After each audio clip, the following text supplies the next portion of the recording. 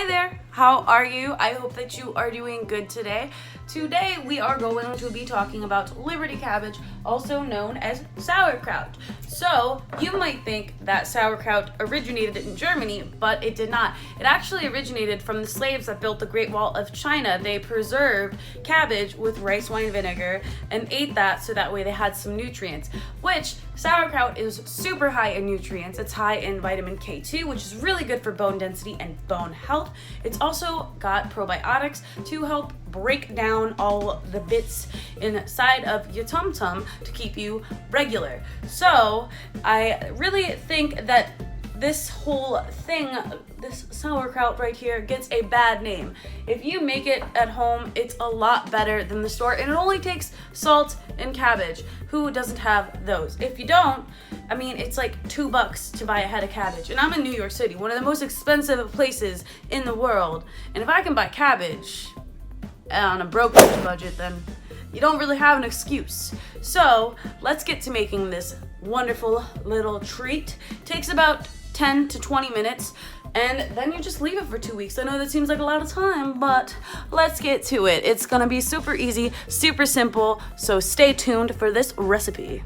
First things first that you are going to do with this cabbage is you are going to be cutting it in half so that way you can remove the core a lot easier. The way you do it is you cut at an angle on both sides, maybe on the top if it's a little bit of a thick boy like this one, and you're just gonna pull it out. And now we're just going to be taking out our outer leaves, because then we'll be making good kraut. Cut it into sizable pieces so that way you can cut it very thin like so, and just keep cutting super thin, super thin pieces with your knife. It takes time. I mean, you can food process it too, but I wanted to do it the hand done, or the hand method. Yeah, that's what we're gonna go with. Keep slicing. It's a lot of cabbage. I did 2 pounds. 2 ways to measure your salt. You could do 2 tablespoons per pound, or you could do 3% of the weight of the cabbage to salt. Super easy. And now we're just going to be massaging our cabbage to really get that salt in there. It's going to start getting these cabbagey liquids. You're going to want that so that way it covers the kraut and doesn't, go bad while it's fermenting for those 2 weeks. You want to really beat it in there. That's why I'm using this tool to just pound that salt in.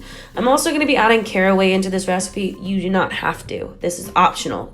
You can add spices too, whatever you want. Now we're just going to be packing it into our container. As you see, I'm using the same tool from before. I'm just packing it down tight. You want it to be as tight as possible, and you want it to be covered by that liquid. So we just want to keep pushing it down so that liquid covers it, right? But you also want to make sure that you add a weight on top so that way it stays submerged in that liquid. And then we're just going to add our top. You can cover it with cheesecloth or this thing that automatically burps it for you. So I may or may not have accidentally overstuffed my canister, so I'm just going to open it up. I should have done that over the sink, and just burp it. So this is just because of the gases that are building up inside of this little can. So sometimes you're just gonna have to burp it, and just make sure you do it over the sink just in case, because when you burp a baby, and this is my baby right now, they kind of spit up sometimes. So keep that in mind. I will show you the finished product right about now, and I will be in a different outfit, so get ready for that. So it is our turn to unveil our sauerkraut. It's gonna be delicious. So I took the liberty of opening up yesterday and putting it in the fridge, but when I opened it up, guess what happened? The weight on the top of the weight, there was some white mold. Now if that happens to you, don't worry, because white mold is fine. When you go and get a nice soppressata or salami and you're at a deli and you just see, or a butcher, not deli, but you see the white mold, that's good. That's a sign of good fermentation. So we are going to just scrape that off, throw it away, and then also make sure to give your sauerkraut a good stir. My dad recommended that for me, just because it gets all those flavors that are deep down in there all incorporated, because since the top of the sauerkraut sometimes can be a little bit salty, because there's only 2 ingredients, salt and cabbage. So without further ado, I am going to try our little delicacy that we made today. just blow on that. Oh well, I got on the gym floor. And I'm sad that I got on the gym floor. Because it's like less sauerkraut that I get to eat, because this shit is really bomb. Now, I think I might have put a little bit too much salt.